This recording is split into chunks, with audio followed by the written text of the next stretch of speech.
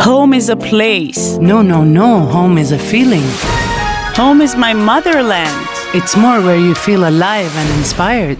Well, I think we're talking about the same thing, aren't we? Home is where our story begins. What's your story?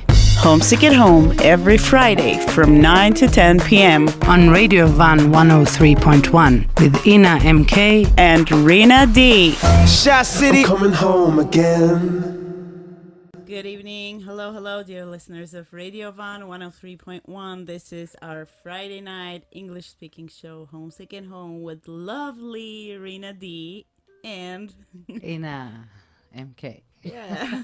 And Good evening. Good How evening. are you? I'm fine. How have you been? I heard that you had a big move to another apartment, Yes, right? It was. How did it go? It's still going. Yeah. It's like the repairman of the apartment. It never finishes. Yeah. But do you feel comfortable on the Right new now, place? yes. Okay. Right now, yes. Okay, great. But it's time to ask whether our guest is feeling comfortable. Yes. We have tonight in our studio Suzanne Daghlian. Hi, good evening. How do you feel on that red couch? Yeah, everything's red. I love it. My favorite color. The cup is red. The cup is red. It's the one I grabbed for. Okay, for the listeners who don't have the opportunity to listen to our show through the frequency, they can also watch and listen us live on www.radiovan.fm, which is our official website, as well as our Facebook page, Radio Van FM 103.1. And we also have an online application, Yes, which you can download and listen to us anywhere you go. And if you don't know how to do that, Yeah. should we tell them? Yes. Sure, go You ahead. just visit our website and scroll down and you can see all the icons down there. Great. Thank you, Rena. And now, of course, it's time. We always ask the first traditional question about our guest's background. Where were you born and how did you move to Armenia? Please tell us the beginning of the story. Oh, it's an ongoing story. So I was born and raised in New Jersey in the U.S. I grew up just outside of New York City in a very small town and a very American town. Mm-hmm. And my Armenian life was on Sundays at church and in our church community. So I had a whole circle of Armenian friends as well as my American friends. So I was one of the only Armenians in my little town. It made me special. Right. Everyone was curious, and it was something to be proud of. Did you have the map of Armenia with you to show everyone where it was? No, people would ask, where is Armenia? And I'd say, it's an old historical place. My parents were the children of immigrants. They were born in the U.S. also, my parents. And their parents came after the genocide, came to the U.S., and they were very proud to have made it to Armenia. They were from the Ottoman Armenian, Western Armenia, and they were very proud to be the first American in their families. And they raised their children, my parents, as very proud Americans. And in fact, it was their children, my parents, who taught their parents to speak English. And they didn't want their the grandparents didn't want their children to feel like immigrants. They wanted them to feel like proud Americans. So we didn't speak Armenian in our home. My parents spoke to each other in Armenian, mostly to keep secrets. And so we didn't learn. And I regret that now, of course. And my parents didn't teach us that being Armenian was a place, or even related to a place, because as proud Americans, Armenia was in the Soviet Union, and that was off limits. Yeah. During the time that I was growing up. And when Armenia finally became independent, they weren't as invested in the independence of the nation. For them, being Armenian was our religion, our church, our culture, but it wasn't a place. It's interesting. So I didn't have a burning desire to come here for many years. Right. And when the bug finally hit me in 2006, I came to Armenia for the first time with a group from church to do volunteer work with Habitat for Humanity Armenia, which is now called the Fuller Center for Housing in Armenia.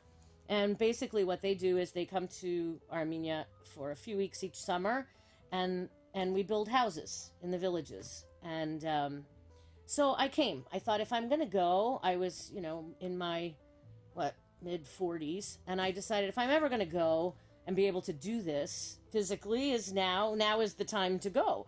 So I raised money in order to be able to come, and everyone I knew was so thrilled that I was doing this, going to my ancestral homeland to make a contribution and build houses. And so I got so much support and excitement, not just from my Armenian community, but from my American community as well. Wow. So I came. My sister came. My sister's daughters came. My cousin came. It was a big group from our church community. We had a blast, 24 of us. And I fell desperately in love with Armenia. I don't know why. I do now, but I didn't then. What it was that was so compelling and so moving to me. Maybe it was seeing the Armenian letters on storefronts. Maybe it was hearing Armenian language, even though I don't really understand it, just the familiarity of it. Well, it's never late to learn, though. I believe me, I've tried. So you gave up? No, I'll never give up. Maybe another 5 years. That's wonderful. But so I came and I loved it. There was something so overwhelming. And so the next year, and I went home thinking that's not enough. So the next year I came back with the same group, the Fuller Center for Housing, and built more houses, and I did it for the next 8 years. And I became the leader. I began recruiting people to come. And 8 years you've been coming to Armenia? Well, from 2006 until 2012, I took 8 trips. So it wasn't 8 years, it was 8 trips. 2 years I came twice in the same year. And then you got addicted. I was totally addicted. And yet, I look back now and I think, how naive. I didn't know anyone except for the Fuller Center people, who are wonderful. But, I didn't know anything about living here. All I knew was to come for a few weeks, wear my, work boots and get dirty and spackle walls and make floors and paint and get dirty in the villages and dance and eat and sing. We're very excited to hear the continuation of the story, but right after our advertisement, just remember the place where you stopped your story. This is 103.1, and this is Homesick at Home, our evening English-speaking show. Stay tuned. Ina. Yes, Rena. I feel homesick. You want to talk about it? This Friday? Every Friday on Radio Van. Homesick at home. Homesick at home. Yes, we are back on Radio Van, Homesick at Home, and we have a lovely lady here with us tonight. Thank you. Susan. A question came to my mind when you were talking. So when you came here for the first time, this was back in 2006, you said, and when you had a place to associate with that feeling of being Armenian, and you went back, what did you have to say first to your parents and then to the others? I think the most vivid thing was going to Horvirap and seeing the monastery and the Mount Ararat in the background, which is a painting that everyone has. Every Armenian family in the U.S. has in their home somewhere. It's a huge painting in our church hall. It's a painting that everyone knows, or a photo. I don't know. It depends, but we all know that image. And I went back and said, I stood there I've been there now. It was very moving for me. I think my parents were most interested in hearing about Etchmiadzin, which is what they and their parents had always dreamed to see. But Etchmiadzin wasn't as mind-blowing to me as Horvidap or even Republic Square and the buildings in the center. And again, just the possibility that the signs are all in Armenian, the Armenian alphabet, and that everything's in Armenian. I mean, I remember at one point driving down the road and seeing a sign in Latin letters that was an Armenian name, and I jumped like, "Oh, look, an Armenian name!" And then I realized, wait a minute, I'm in Armenia. Like everything is Armenian. But it still takes me back when it shocks me a little when I see something in Latin letters that ends in IAN. It's like, really? Armenians are here? Yeah. So I don't know if that answers your question. But I do have to say, after many years of coming back, my parents did kind of say, like, why do you keep going there? Like, go somewhere else. You've always had this wanderlust. Why are you going just to the same place over and over? And I honestly can't explain it. It's a connection. And maybe it is the blood. I don't know.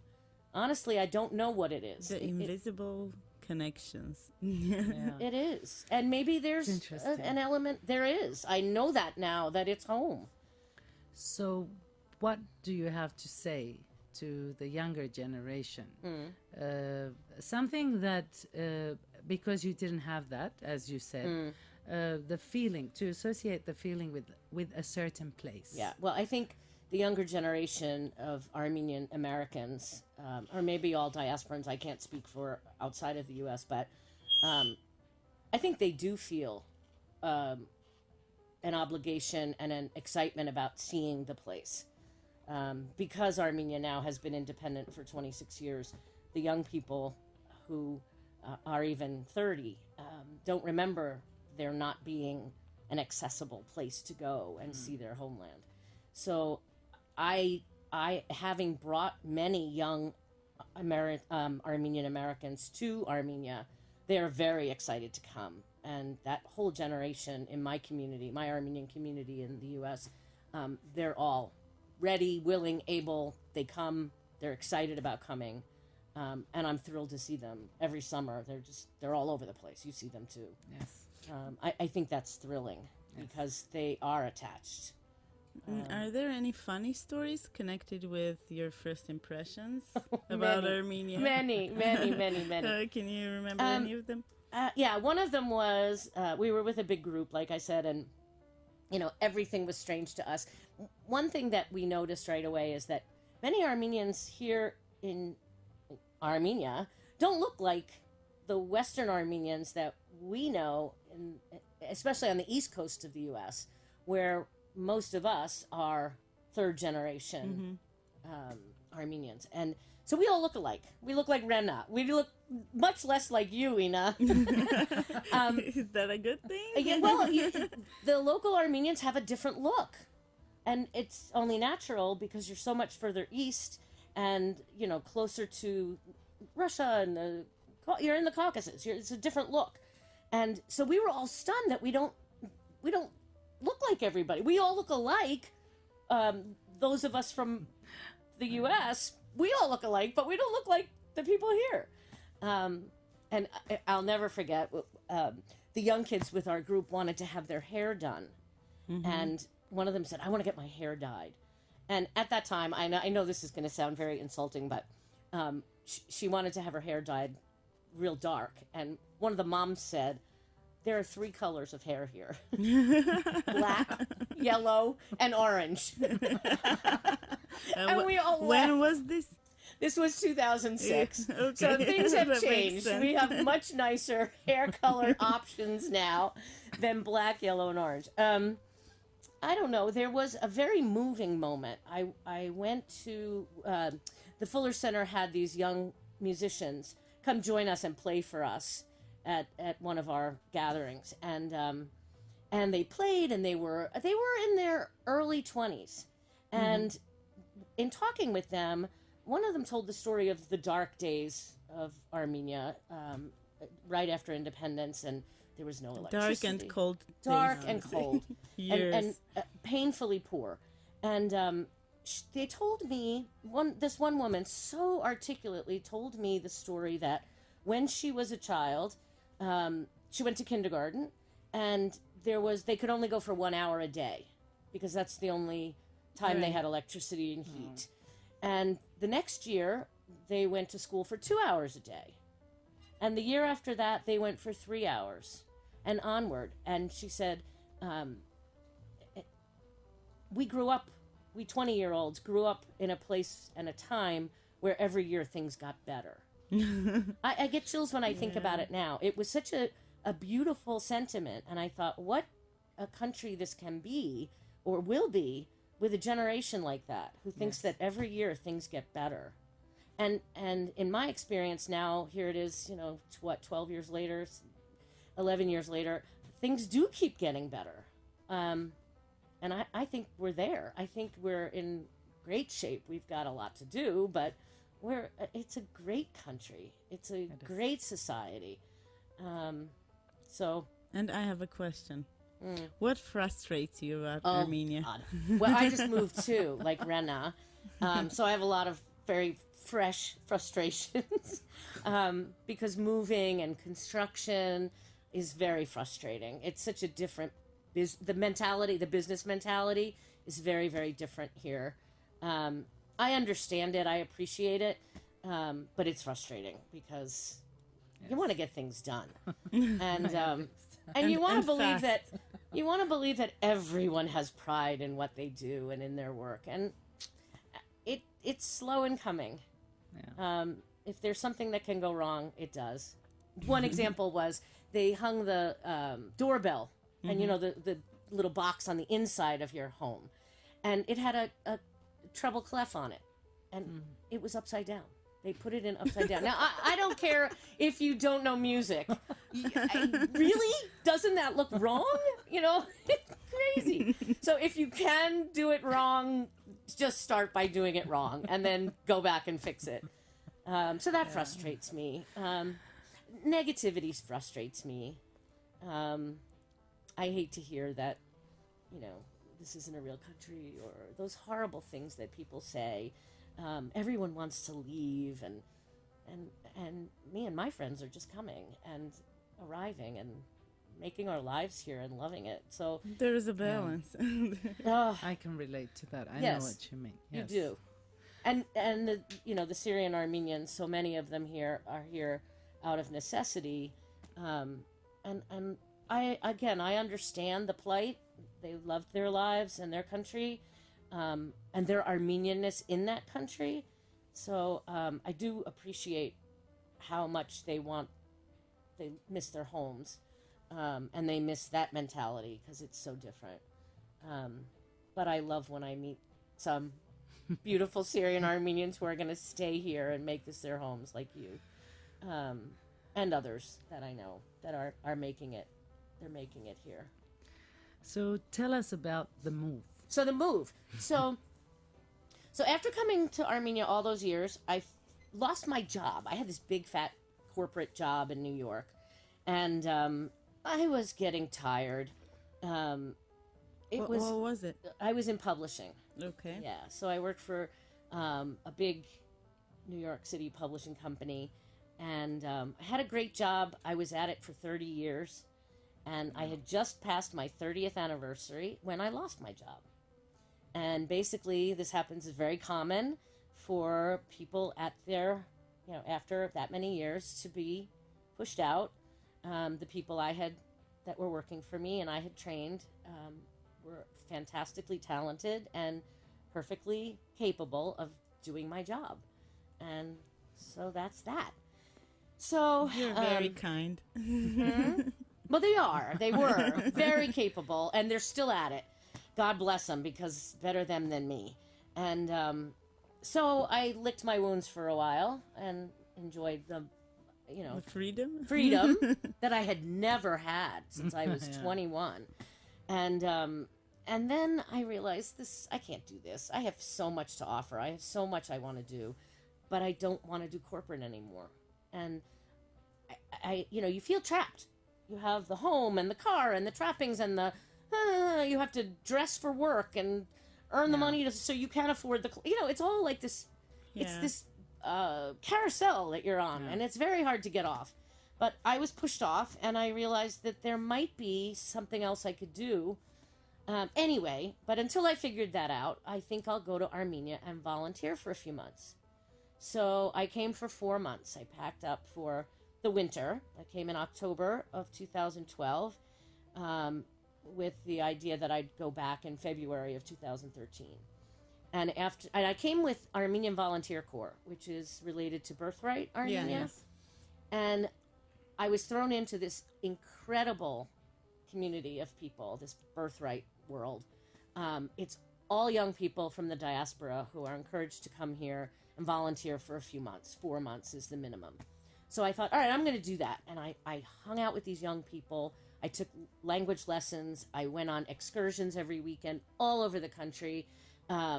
We had lectures and parties and hung out together at Calumet, and oh my God, I felt younger than I had ever imagined I could feel.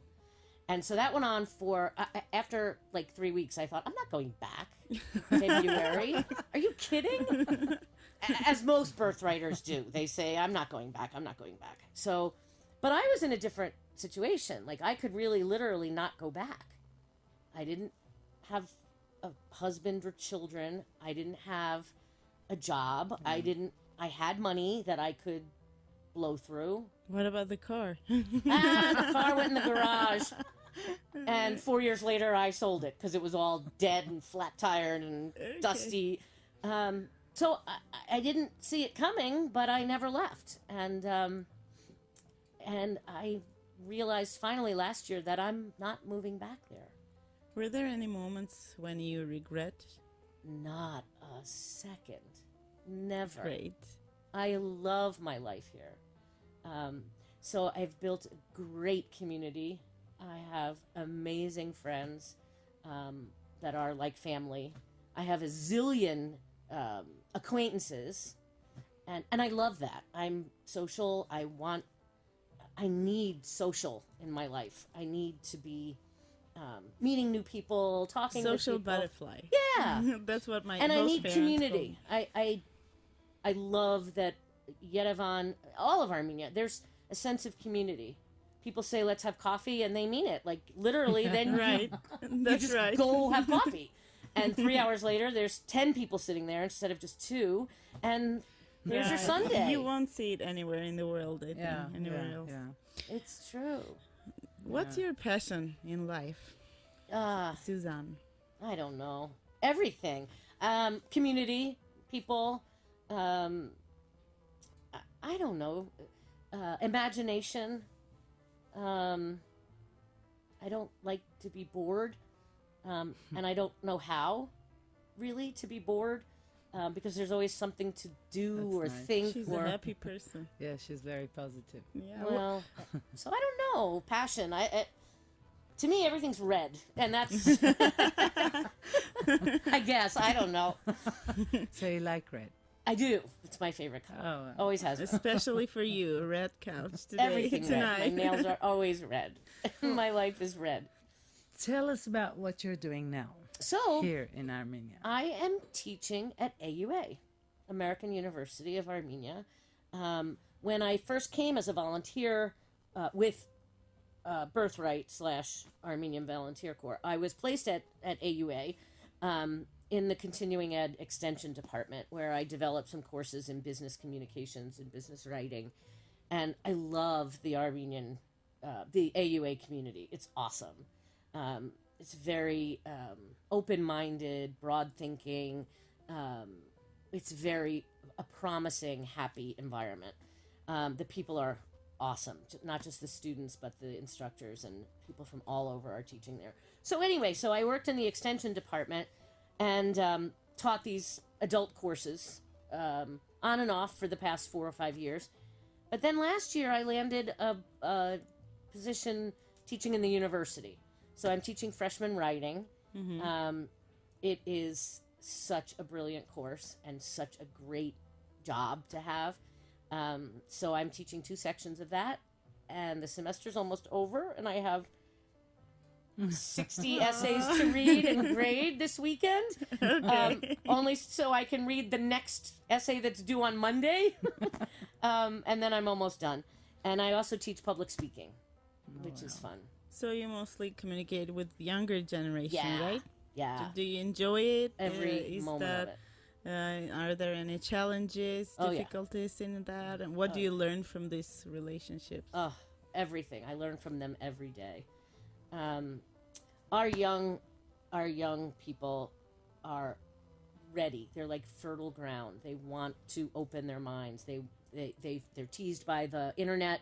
They want to look outside, but their education is a little limiting, and so they come to AUA, and this is a required course for every student that enters the university, and really it's more than writing. It's critical thinking. It's teaching them how to open their minds, question things, look at everything from as many angles as they can. And they've never been invited to do that before. One student told me last year that she remembers that in the 5th grade they were studying art, and the teacher said, this is a painting, maybe impressionistic or whatever it was. This is what the painting is about, and this is what you see in the painting. And so the children took their notes, and the next day they were asked, what is this painting about and what's in this painting? And my student saw something very different and put it a different way, and that was not the answer. Oh. The answer was exactly what the teacher had told her was in the painting. That's funny, especially regarding arts. Yeah. Especially, right. This reminds me of the movie Dead Poets Society. I don't know if you've seen it. Yes. Yes. Yeah. But I'm no it's an teacher amazing like he was. But I watched their minds just open. They're very confident in their opinions, but our goal is to get them to understand their opinions and explain their opinions in responsible, reliable, credible ways. And they've never been asked to do that before either. They're encouraged to speak up and have their opinions, but there's more to it than that. And so I call them scholars and tell them what's required to be a scholar, and they blossom. I mean, this is the end of the first semester for them, and it's amazing how I've seen them change. And then the second semester is even broader. We so go this even is what further. inspires you to So much every day. every day. I can picture you, know, doing this, knowing the kind of person you are. And I'm so glad that my daughter will be your student in a couple of years. I can't wait to see her there. What's the hardest thing about being a repat? I hate to say it, but it's my my lack of knowing the language. Sometimes I do feel left out. I try so hard to keep up, but sometimes I feel left out. Like I just don't get it sometimes. And yet people are so nice about explaining or appreciating that I am trying to understand. And sometimes I completely misunderstand. You know? I hear a few words that I know and I think, oh, they're talking about the coffee is delicious. And in fact, no, it's, something completely different. It's coffee on it. What? It's something else. It's completely different. So that's the hardest part, I think. And you would think I'd be very motivated to continue learning, but I'm frustrated. It's not sinking in. I keep thinking maybe one day I'll wake up and it will all be clear. I'll be fluent. It's in there. I think if I go live in a village maybe for a week. I mean, you have to have a challenge all the time. So. I know. So I try. In fact, my students, sometimes I shoot out Armenian words and they giggle and giggle. I don't know what's so funny. I'm doing fine. But, they'll shout out. I'll say, you have a big assignment for the weekend. And they'll say, Lourdes? So I go, Lourdes? So, what do you miss the most about NA? About the U.S.? Yeah. Not much. I miss my family and my friends, of course. Hi, friends. Hello. Hi, sisters and A family. big hello from Armenia. Yeah, but they all come to visit, and they're all happy for me. I have 2 sisters, and one of them came here with me in 2006, and she understood more readily why I wanted to live here. She got it. The other one was like, I don't get it. And she came to visit, and she saw what it was.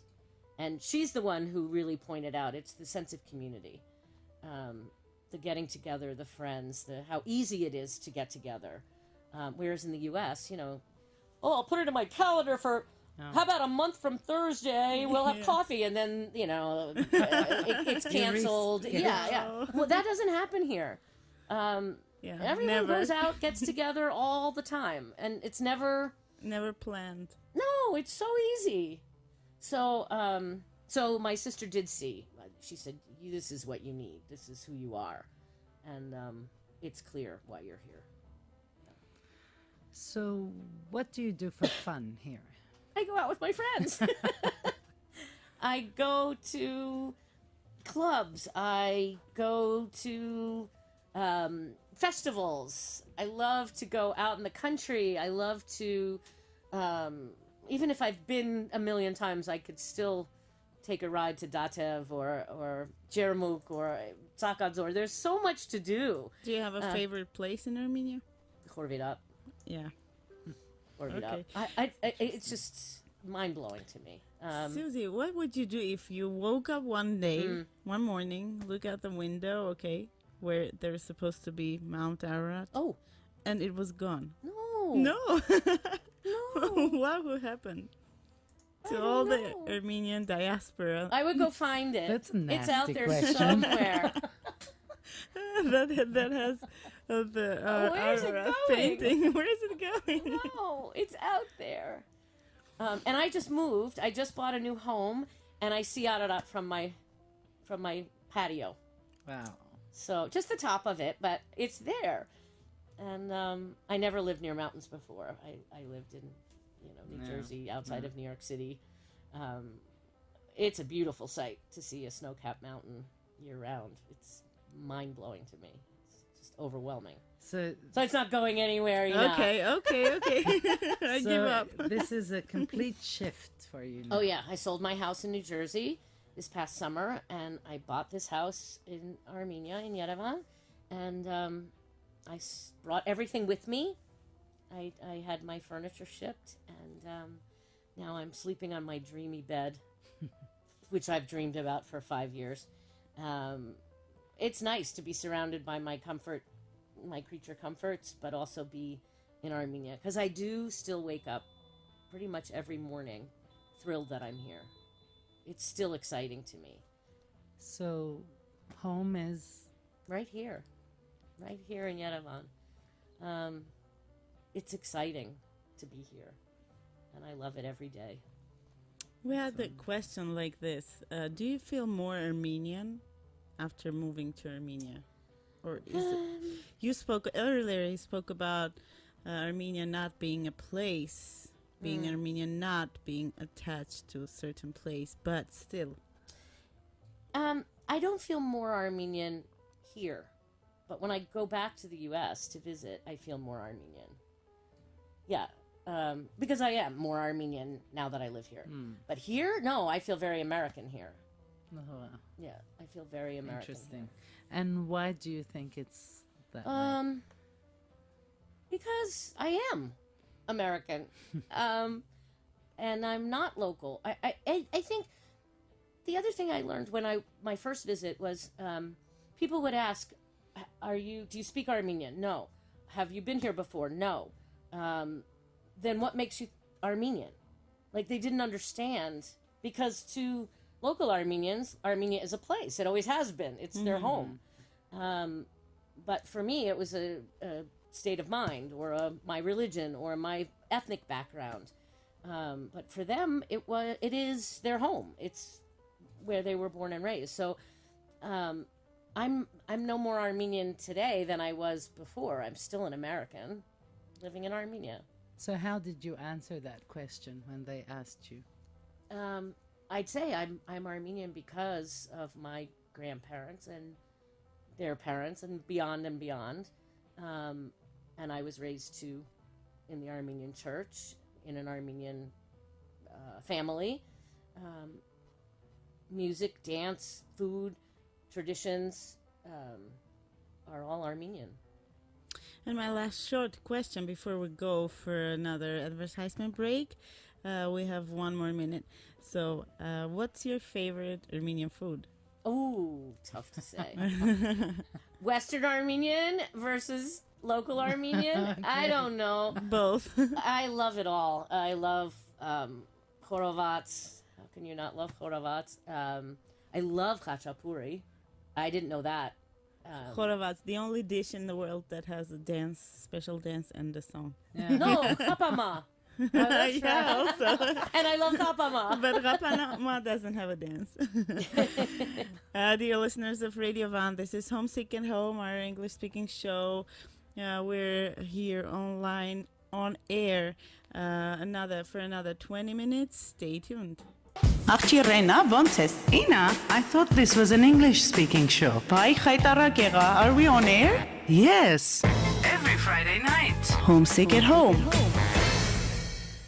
Homesick at Home, this is, and we're here on air with Rena D and MK. and our lovely guest Susie. She's shining today. Oh, thank you. Another favorite word, though, I have and make my students laugh all the time is skvozniak. You know, right? Stephen was making laugh.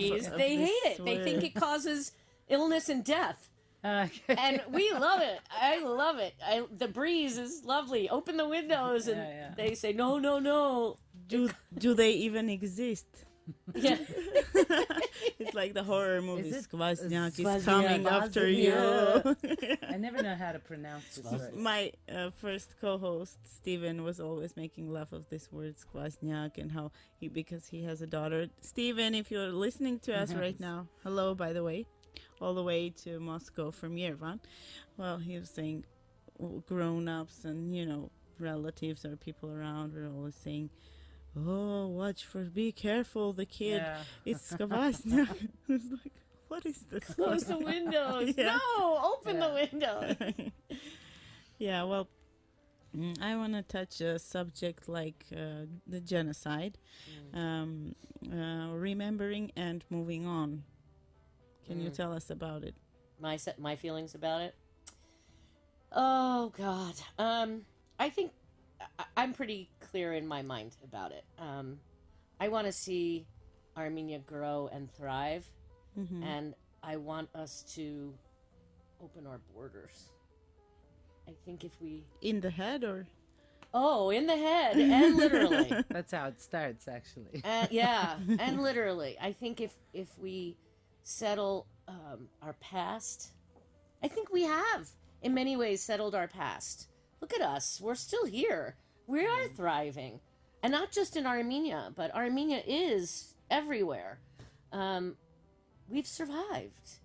And we've done great things. And we're going to continue to do great things. So we won. And that's enough. And we'll win even more if we can join the rest of the world and have open borders so we can trade and grow economically. I would love to see peace in this area. I'm not saying we shouldn't remember or that we should get over it. I'm not saying that at all. Our past makes us who we are and makes us work even harder. And that's not going to change. Whether we hang on to this anger or desire that we're never going to it's never going to be satisfied. The other thing that bothers me about the genocide and this grudge is the diaspora is obsessed with it. More so, I feel, than we are here. Because we have something to do here. We have work to do. My friend Tim always says, we have a country to build. We have something to do here. We're not sitting here waiting for somebody to say this happened. Yeah. And I think in the diaspora, we are so obsessed with this that they're not noticing that there's a real living, thriving thing called Armenia. And let's get to work here. I don't know. Maybe that's idealistic, but that's how I feel. I loved how you used the word we and then you used it in a They, different context. we, they. I guess I'm both. I don't know. She I has guess I'm- adapted. I can tell. So love where is home? Where This is your home? This is home now. Well, This show is called Homesick at Home. I'm not homesick at all. We have to ask this I'm question. home there and here. I do call that home. New Jersey, U.S. I'm American. I'm never going to be anything else. But this is home too. I'm not leaving. I'm here for the long haul. Interesting. Yeah. And I'm not homesick at all. Two nothing, homes. nothing you No, miss. not nothing homesick. you feel that you need here. Well, I still like to shop online. Well, we all do. I like my clothes from the U.S. I like going to Nordstrom and Lord and Taylor, but and my family, of course, and my old haunts. I always had a very deep sense of place and home. I never really left New Jersey. I was born there. I always lived there, even when I worked in New York. I never lived in New York. I only wanted to go cross the river and go home and wash it off my hands. And I'm a Jersey girl, and I always loved going home. I traveled a lot in my business, all over the country, and I traveled around the world for pleasure. But I always went home. I would fantasize about living somewhere else. Everywhere I went. Oh, Savannah, what a great city. I'd love to live here. And I'd fantasize about it in the 3 days that I was there, and then I'd go home. Like, of course I'm not going to go move to Savannah or anywhere else, L.A. or, I love Boulder, Colorado. I would fantasize about living other places, but no way. I never lived anywhere but in New Jersey. And so it was kind of shocking that I actually did this. But again, I didn't, literally pack my things and say I'm moving to Armenia. I went for a few months, and then, I'm staying for a while, and so I never really moved to Armenia until this year. Do you believe in miracles? I do. They're all around us. Every day, the sunrise, flowers in May, they're everywhere. How can we not believe in them? They're everywhere. Okay, I think it's the time Uh-oh. for to introduce. Uh-oh. It's something pleasant, just to relax. Okay, we have something to give to our guests. Yes. Right? Really? Yes. You want to introduce it, Rin? Yes, we have 2 tickets for you. Really? Yes. Ta-da! For the concert of John Hodian's Nagash Oh, Ensemble. they're brilliant. Yes. It's so gonna you be know this them. Saturday night. They're brilliant.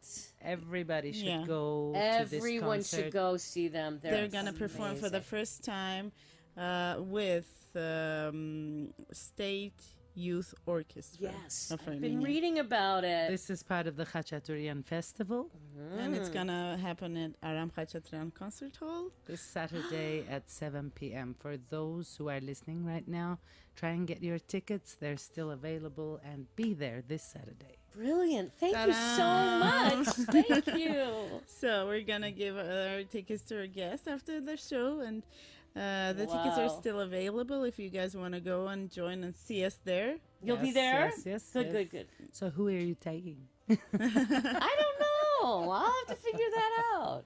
And I would like to introduce a little bit that this music is going to be a mix of Armenian classical, folk, and even jazz and rock influences. So it's going to be quite interesting. Wonderful. I to do know enjoy. John and Bet, and Yeah, they are amazing. they They've been, are. Yes. they've been the guests of our previous shows. So Oh. hello to them, Hi both guys. of them. See you yeah. tomorrow. Yeah, and good luck. Good luck Wow. tomorrow. And for those who are interested, there are still available tickets. So try and grab your tickets tomorrow at. It's part of the the Khachaturian Festival at Aram Khachaturian Hall at 7 p.m. Brilliant. Thank you. So, Susie, Yes. now it's time for your question to us. I love this setup. It's great. So how did you get this idea to do Homesick at Home? Okay, I think it's the time for me to tell the Yes, story. yes. Okay, well, this show started from the title American in Yerevan because Steven Oxner, an American actor, very talented young man, he used to have a show, a solo. He was alone, like a one-man show here on air, an English-speaking show, and he was sharing about his impressions of Armenia, about living here because he has an Armenian wife and a kid, and I used to tell all these funny stories connected with him living here, all the weird experiences, funny stories, and things like this.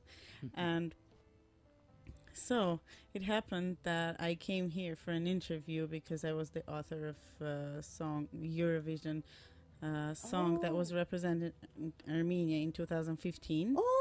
I the know lyrics, your song. the lyrics of the song, Genealogy, performed by. She's a So they lyricist. invited me for an interview here, in the studio.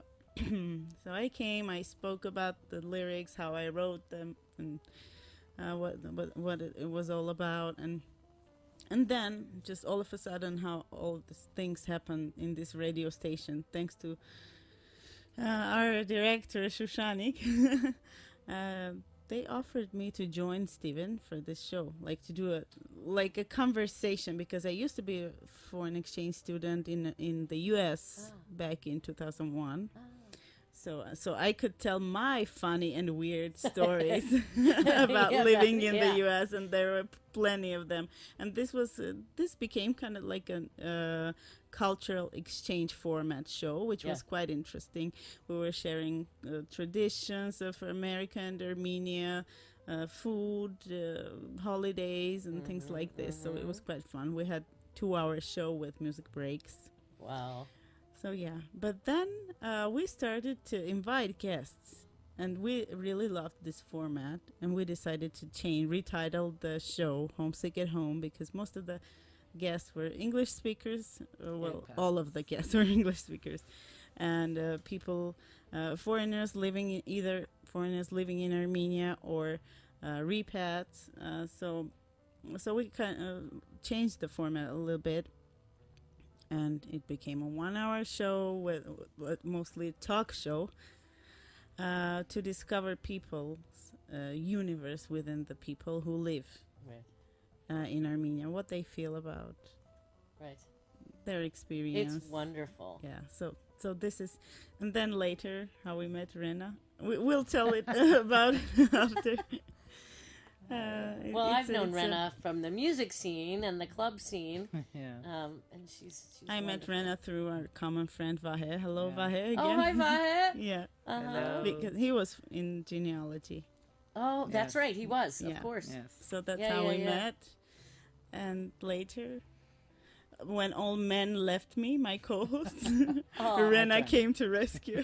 That's great. So that's the story. Well, congratulations on your success with Genealogy. It was a beautiful, you. beautiful song. Well, the message was there. It was very beautiful. Everybody knew what it was about, and Yes, it was a beautiful song. thank you. Susan, Yes. if there's something you would like to change, is there something that you would like to change? In Armenia? Yes. Ask for the sea. Beach. Thanks. That's the right answer. I would I'm love giving hints. the beach. No, I like it just the way it is, with all its warts and funny little quirks. I love it just the way it is. The nature, the people, even the weather. I like 4 seasons. Yeah. What can I say? I don't like the ice, but okay. We'll get through it. We always do. It comes with the package. Yeah, it does. Comes with the package. No, I have nothing. I would never dare to ask for a change. Okay, I have another question. Suzanne is such a nice and positive person, so I think she's the right person to ask this question. What is that character trait that a good person should have? Integrity, honesty. I think that's just about covers everything. If you're honest and you have integrity, then everything else follows. You're honest, then you're you. Then people can get to know you, and you can go anywhere, do anything. I think it covers everything. Yeah. Thank you. I have a question. I've been looking at the pendants you have. It seems like they have a story. Yeah, they do. It's the Father, the Son, and the Holy Spirit. So the Father is the which is God. The seventh letter of, is it seventh or fifth? Seventh letter of our alphabet. Yes. And it's actually stands for Asvad's God is. Eotun. Eotun. And I even have a tattoo of it. Because again, I think it says everything. And then the cross, of course, is the Son. It was my father's Echmiadzin cross. I bought it for him when I came here the first time, and then when he died, I forgot to put it in the coffin, so I took it, and now I wear it. And the Haverjitun is the Holy Spirit. It's infinity, eternity. Forever. So that's what it means to me. Well, thank you. I think this is a great note which could finish our show for tonight, because unfortunately we have like 2 more minutes to go.